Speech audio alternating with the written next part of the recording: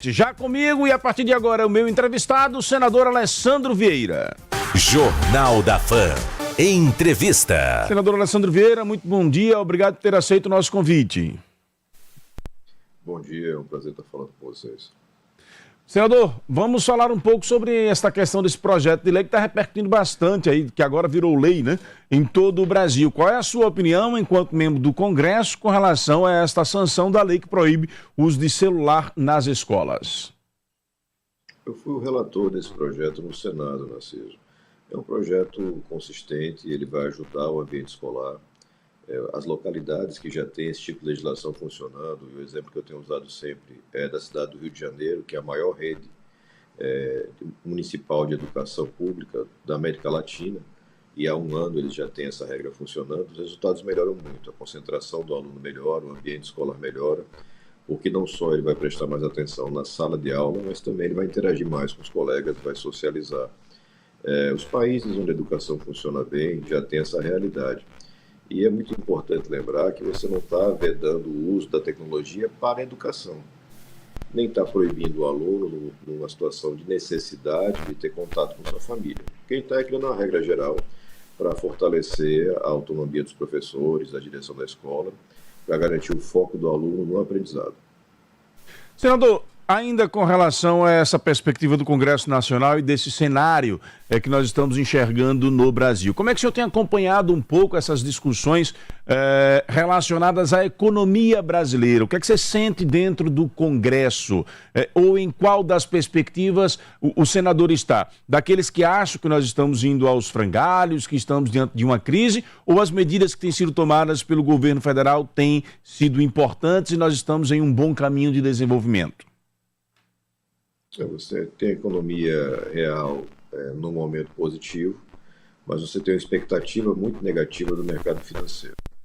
Existe um descasamento entre o que a gente tem hoje na vida real e quem anda pelo estado de Sergipe, por exemplo, vai estar vendo o comércio funcionando com intensidade, pequenas reformas, pequenas obras que são normalmente o maior sintoma de que a economia está funcionando, o desemprego caindo. Mas esse é um governo que não tem credibilidade sob o ponto de vista fiscal, ou seja, é um governo que é entendido como gastador, excessivamente gastador, o governo federal. Isso gera repercussões, porque a dívida pública fica mais cara, a taxa de juros sobe, e isso em algum momento, e a gente está perto desse momento, vai começar a contaminar o próprio funcionamento da economia. O que a gente espera, e o Congresso deve tentar ajudar, é que a gente tenha mais etapas de ajuste fiscal, etapas que ataquem o andar de cima, que são principalmente os incentivos fiscais, a chamada despesa tributária, que é mais ou menos R$500 bilhão por ano, e que precisa ser revista, toda ela revista, para que ele possa cortar aquilo que não funciona, aquilo que não gera emprego, aquilo que não gera desenvolvimento, e concentrar os recursos naquilo que o Estado deve ter como prioridade, como saúde, educação, segurança. Mas, para mim, fundamentalmente, é um problema de credibilidade. O governo Lula não tem credibilidade junto ao mercado, e isso vai gerando uma série de desgastes, uma série de pressões por aumentos de juros, e nós estamos chegando já perto daquilo que eu imagino ser o limite máximo do que a economia consiga suportar. Na prática, o senador, o senhor entende que é um descrédito por medidas governamentais ou por uma rixa histórica, digamos assim? Você tem um componente ideológico muito claro, né? Você tem uma divergência dos principais operadores de mercado com a atual política, a atual liderança política do país. É um país polarizado, o Brasil é um país dividido hoje, e isso contamina, sim, a perspectiva da economia. Mas, ao mesmo tempo, você tem uma visão econômica de parte do governo Lula que é mais antiquada e que desconsidera a necessidade de você ter um equilíbrio fiscal, ou seja, de você ter, ao final de cada ano fiscal, um superávit, ou seja, você arrecadar mais do que gasta. Existe uma parte do governo que entende que não, é preciso investir em desenvolvimento para fazer a economia rodar. Essa é uma visão que está, de certa forma, ultrapassada. Hoje, onde funciona bem a economia, inclusive no Brasil, você tem que ter um equilíbrio, as contas em dia, você fazendo com que os investimentos estejam dentro daquilo que o Estado consegue suportar. E aí, você não só no curto prazo, mas principalmente no médio e longo prazo, você vai colhendo melhores resultados, porque sua dívida vai ficando melhor. Aí tem aqui o exemplo do Sergipe, Narciso, muito claramente. colaborei para que o governo Fábio conseguisse fazer uma reestruturação de dívida, ou seja, o Estado de Sergipe era um mau pagador, o Estado de Sergipe não tinha equilíbrio fiscal. O Estado de Sergipe passou a ter esse equilíbrio fiscal mais recentemente e conseguiu revisar a sua dívida. A economia anual é na casa de 100 milhões de reais, é muito dinheiro. O mesmo acontece com o governo federal. Na hora que o governo federal conseguir melhorar o seu perfil de devedor, ele vai passar a gastar menos com a dívida e vai sobrar dinheiro para fazer os tantos investimentos que nós precisamos no Brasil. Senador, nós já estamos aí no seu penúltimo ano de mandato. Qual o balanço que o senhor faz aqui? Vivenciou ao longo desses anos muitas polêmicas, desde a proposição da CPI da toga, as críticas do bolsonarismo, a sua conduta aí no cenário nacional, as pressões da esquerda e as movimentações na política mesmo, com as mudanças de partido. Qual o saldo que o senhor acha que fica desses 6 primeiros anos? Acho que é um saldo bastante positivo, Narciso, no sentido de entrega de serviços para os sergipanos e para os brasileiros. É muito natural que quem tem uma postura independente incomode os apaixonados. Isso faz parte da dinâmica, eu já estou acostumado com isso. Eu tento sempre pautar meu trabalho naquilo que faz mais sentido, do ponto de vista da Constituição, quando eu estou falando de leis, e do ponto de vista de atendimento do interesse dos sergipanos, quando eu estou falando de emendas, de projetos de desenvolvimento econômico. E a gente tem alcançado bons resultados, está chegando perto de 600 milhões de reais em emendas entregues aos sergipanos. A gente tem bons projetos relatados ou de autoria aprovados no cenário nacional e, principalmente, a gente tem hoje uma capacidade de resolver problemas para os sergipanos, de entregar soluções. Então, a gente teve essa tragédia terrível ali na entrada de Capela, na estrada ali da usina, e imediatamente foi possível fazer contato, tanto com o Ministério em Brasília, como aqui com o governador Fábio, para que ele possa garantir os recursos para ter aquela recuperação da via, uma via importante, e que vai ficar interrompida por um tempo bastante significativo. Então, esse é o formato de trabalho que eu escolhi, que eu acho que é o que faz mais sentido. Tem gente que prefere ficar discutindo bobagem na internet, eu respeito, cada um tem seu perfil, mas o meu é de trabalho sério, de respeito e sempre de muita transparência. As pessoas sabem exatamente o que esperar do meu trabalho. Trabalho honesto, de respeito, 75 municípios atendidos, não interessa se tem compromisso político, se não tem compromisso político, o importante para mim é que o serviço chegue e a população seja respeitada. E acho que ele vem avançando bastante nesse sentido, é um trabalho que me deixa satisfeito até o momento, claro, tem sempre muita coisa a melhorar, mas a gente vai estar trabalhando para isso. Com relação à eleição da mesa diretora do Senado, como é que a Alessandro vai se posicionar? Você vai ter uma candidatura única, na realidade. Você vai ter o Davi Alcolumbre como único candidato. Não aconteceu nenhuma outra construção alternativa. As minhas restrições ao Davi são públicas de muito tempo, mas ele conseguiu viabilizar a candidatura e outros não tiveram essa possibilidade. Ele já tem um apoio formal da maior parte dos partidos. E eu imagino que tanto na Câmara dos Deputados como no Senado serão eleições apenas de homologação.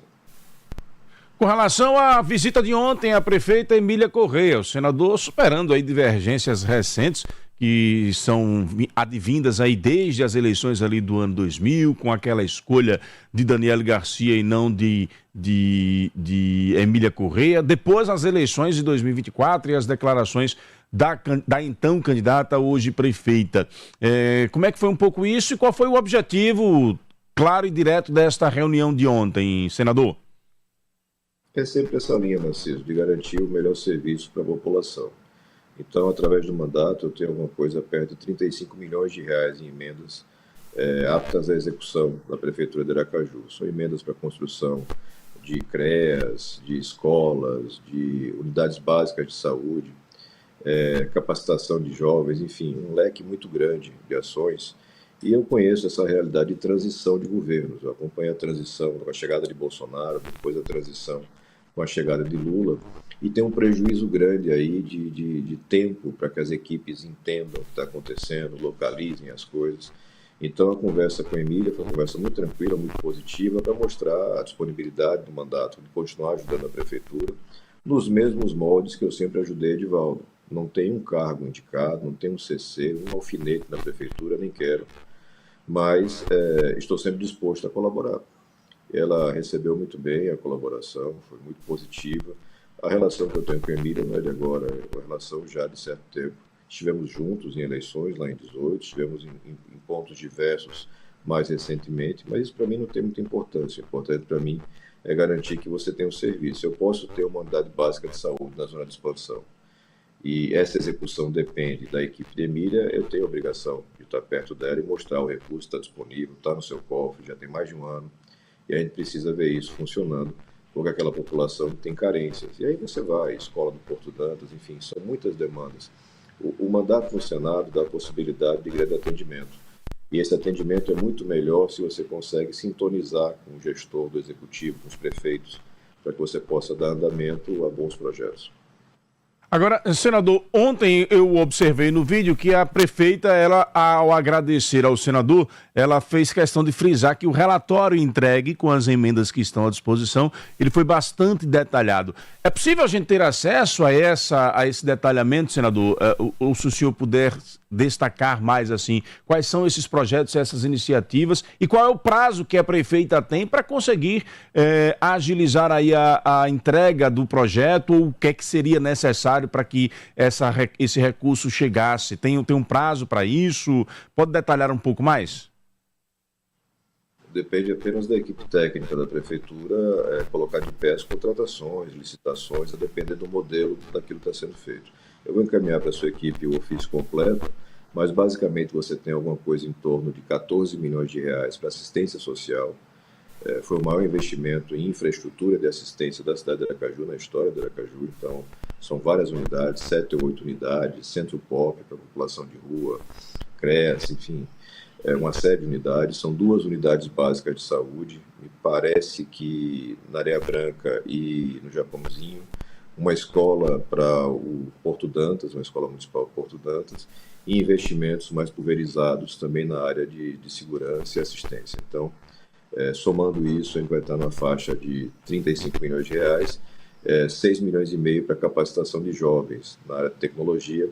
É um projeto que Edivaldo iniciou, o Caju Hub, lá na Praia de Atalaia. Emília tem um projeto parecido que estava no seu plano de governo, a gente conversou já por 2 oportunidades sobre isso, para que ela aproveite o que está em andamento, o recurso já está disponibilizado para tocar isso, e tanto faz o nome que ela vai usar e a marca política que ela escolha, isso aí é um direito que ela tem. Emília conquistou nas urnas o direito e a responsabilidade de governar os aracajuanos, então ela faz politicamente como ela bem entender. Mas o fato tem dinheiro disponível para formar 800 a 1.000 jovens na área de tecnologia e garantir que esses jovens tenham empregos de alta qualidade, com muita brevidade, porque os cursos de tecnologia são curtos. Essa é basicamente a linha do que a gente já apresentou e deixando aberto para ela, claro, todas as possibilidades de captação que Brasília permite. Uma cidade como Aracaju tem condições de captar muitos recursos para que a gente possa fazer frente aos nossos desafios. Faltou competência da gestão de Edivaldo, ou o que aconteceu para esses recursos não serem utilizados? Me parece que não teve uma questão de priorização. Naturalmente, você tem uma demora para firmar convênios, para preparar projetos, para startar licitações. Eu acho que as coisas estão funcionando dentro de um certo prazo e eu espero que dentro desse primeiro semestre a Emília já consiga concretizar algumas dessas ações, porque são ações importantes para segmentos da população de Aracaju que hoje não são bem atendidos. Aracaju se desenvolveu muito, mas de uma forma desigual. A gente tem que corrigir essa desigualdade e garantir que toda a cidade, toda a região tenha atendimento adequado, educação, saúde, para que a gente possa ter um transporte de uma qualidade, que talvez seja o grande desafio dessa gestão, atendendo bem o nosso povo e melhorando a qualidade de vida. Perfeito. Estamos entrevistando aqui no Jornal da Fã o senador Alessandro Vieira, trazendo já desde o início da entrevista uma amplitude de assuntos aí do cenário nacional, do cenário local e desta visita que fez ontem a prefeita Emília Correia. Senador, 2026, dizem que ele já chegou, né? Nós mal comemoramos o Réveillon de 2025, dizem que 26 já chegou. Como é que o senhor pretende trabalhar esses próximos 2 anos? Mantém firme a determinação de disputar a reeleição para o Senado? Sim, a candidatura, a pré-candidatura será para a reeleição ao Senado. Acho que é o espaço mais adequado para que eu possa continuar colaborando com o Sergipe e com o Brasil. E vamos continuar também o trabalho de reestruturação do MDB. O MDB é um partido importante, tem capacidade financeira, tem estrutura para isso. A gente vem remodelando o partido dentro do Estado, a gente tem convicção de ter as chapas muito competitivas para a Assembleia Legislativa e para a Câmara dos Deputados, além da campanha para a reeleição do Senado e o apoio para a reeleição do governador Fábio Mitidieri. Internamente, como é que estão os diálogos do papel que Daniele Garcia exercerá em 26? Já há uma definição de que cargo ela disputará? Essa definição sempre parte da própria Daniele. O meu jeito de trabalhar na política é sempre muito aberto. Cada um define qual é o seu objetivo e a gente colabora nas estratégias para que esse objetivo seja atingido. Hoje, até onde eu sei, o projeto de Daniele é sim a candidatura a deputada federal. Ela tem densidade eleitoral para isso, tem trabalho para isso. A Secretaria de Políticas para as Mulheres vai ter grandes entregas agora nesses próximos 2 anos. E eu tenho convicção de que Daniele tem capacidade para representar bem Sergipe em Brasília, mas é uma escolha dela. Nos bastidores, comenta-se de um possível ida do atual presidente do PSB de Aracaju, o secretário Cláudio Mitidieri, para o MDB. Já houve alguma conversa nesse sentido? As portas estão abertas para Cláudio e para qualquer outro político ou técnico que deseja entrar na política que tem um perfil e a capacidade que Cláudio tem, mas é uma definição que cabe muito a ele. O que o MDB tem como garantia? Isso é consolidado no estado de Sergipe. A gente tem ramificação, a gente tem capilaridade para fazer uma boa campanha, e a gente tem a garantia da palavra, de que as coisas são cumpridas quando são combinadas. Então, você não vai ter ninguém entrando, fazendo chapa na última hora, você não vai ter privilégio em chapa para ninguém, você vai ter transparência e um bom trabalho. A certeza de que uma chapa competitiva tem capacidade de levar 2 deputados do MDB para a Câmara dos Deputados Federais. O senhor tem, historicamente, uma rivalidade com o ex-deputado federal André Moura. E o nome de André Moura é cotado como membro da chapa majoritária também em 2026, ao lado de Fábio Mitidieri, com quem você tem convivido muito bem nos últimos anos. Como é que fica esta conjuntura? Alessandro toparia dividir uma chapa majoritária com André Moura? A definição da chapa majoritária do governador é feita por ele. Da mesma forma como eu atuo nos municípios, eu vou atuar com o Estado. Eu não defino com quem o meu aliado faz sua construção, eu defino com quem eu faço minha construção. Essa é a questão. Então, eu dou 2 exemplos muito claros, a cidade de Capela, a cidade de Itaporanga. Os prefeitos, o Júnior e o Ivan, são parceiros políticos, vão estar comigo na campanha de reeleição, mas tem parceria com o André também. Eu não tenho direito de chegar lá e dizer com quem eles vão fazer política. Eu faço as minhas escolhas. Eu, particularmente, não faço política com o André. Nós temos uma divergência de entendimento de mundo que é muito profunda. O jeito de fazer política, o jeito de fazer as coisas é muito diferente. Não vejo compatibilidade nisso. Mas a decisão de chapa é feita pelo governador. Ele vai definir como é que vai atender melhor os interesses da reeleição dele e dos sergipanos. Eu não posso ter a ousadia de querer dizer quem faz, quem não faz as coisas. Não funciona assim. Esse não impedimento, digamos assim, essa sua não contrariedade à formação da chapa, não seria uma contradição com a linha que você construiu ao longo dos últimos anos? Não vejo assim, Narciso, porque o meu trabalho é consolidado, a parceria com o governo do Estado é consolidada. Para você ter uma ideia, o parlamentar federal que coloca recursos no governo do Estado para os vários projetos mais perto do que eu faço, coloca 4 vezes menos. Nós temos atividades muito consistentes em saúde, em educação, infraestrutura, agricultura, a questão da água, que é uma prioridade para mim nesses próximos 2 anos. Então, a parceria é muito consolidada e baseada em trabalho, não é baseada em conveniência política, não é baseada em acordo de bastidores. Então, não há por que você deixar de ter isso presente e ativo politicamente. Acho que é bom para Sergipe ter essa parceria com o governador Fábio Mitidieri. O que Fábio vai fazer na montagem da sua estrutura de reeleição, cabe à decisão dele. Ele vai explicar as escolhas dele, ele vai explicar os caminhos que ele deseja seguir, e até o momento não vejo nenhuma incompatibilidade. Então seriam praticamente, digamos assim, 2 candidaturas independentes ao Senado, caso a composição seja essa, André e Alessandro. Eu não tenho como antever como é que isso vai acontecer, até porque outros nomes devem surgir interessados, né? Tem muita gente que tem sonho de chegar ao Senado. Mas a minha parte, que é um trabalho transparente, honesto e muito objetivo, sempre vai ser feita. O cidadão vai ter toda a clareza das minhas escolhas, das minhas opções e de como eu caminho. Senador, para a gente poder encerrar, prestigiando os nossos ouvintes, põe esse ouvinte que quer interagir com o senador no ar, meu caro Ricardo. Bom dia, Narciso, bom dia, senador, bom dia, sua legião de ouvintes.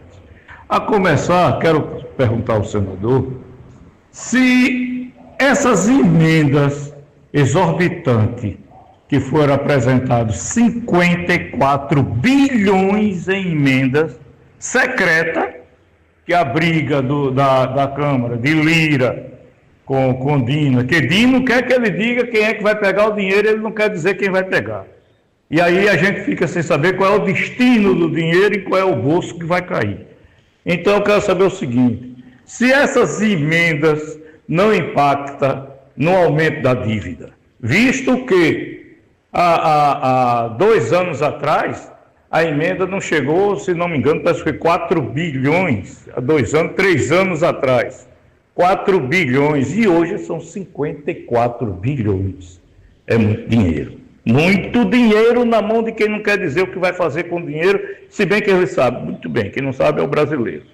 Aí outra coisa, eu queria saber do senhor o seguinte, a dívida pública, o que é que impacta tanto nessa dívida pública que diz que o governo é gastador, se esse dinheiro de emenda também não ajuda a impactar a dívida pública? E outra coisa que eu estava querendo esquecer, se porventura essa inflação existente, ou seja, esse dólar subindo desse jeito, não é o mercado que está imprensando, não? Não é a Avenida Paulista que está imprensando, não, os banqueiros, porque com Paulo Guedes era uma coisa, hoje é outra. Para concluir, qual é a avaliação que o senhor faz da economia com Paulo Guedes e hoje com Haddad? Walter, um abraço, que Deus nos dê um bom ano novo. Bom dia, Narciso, aqui é César de Oliveira. Veja bem, sobre o senador Alessandro, tem que ele ter uma boa conduta no Congresso. Agora, sobre a economia, sobre a Faria Lima quer que o governo corte gastos nos setores sociais, naquele que sustenta os mais necessitados. Mas ninguém quer aprovar imposto sobre grandes fortunas, não quer botar o teto de ganhos nos 40 e poucos mil que tem que ser. Aí fica juiz, desembargador ganhando 100 mil, deputado ganhando 80 mil, entendeu? Não tem governo como cortar. Não tem como cortar. Eles querem que corte do social. Encerrando o senador, então, aí com a participação do Walter, que fez um compilado de assuntos aí, emendas, dívida pública, a questão do dólar com a economia, Paulo Guedes, Haddad e o César de Oliveira sobre economia e a Faria Lima. Fique à vontade, senador.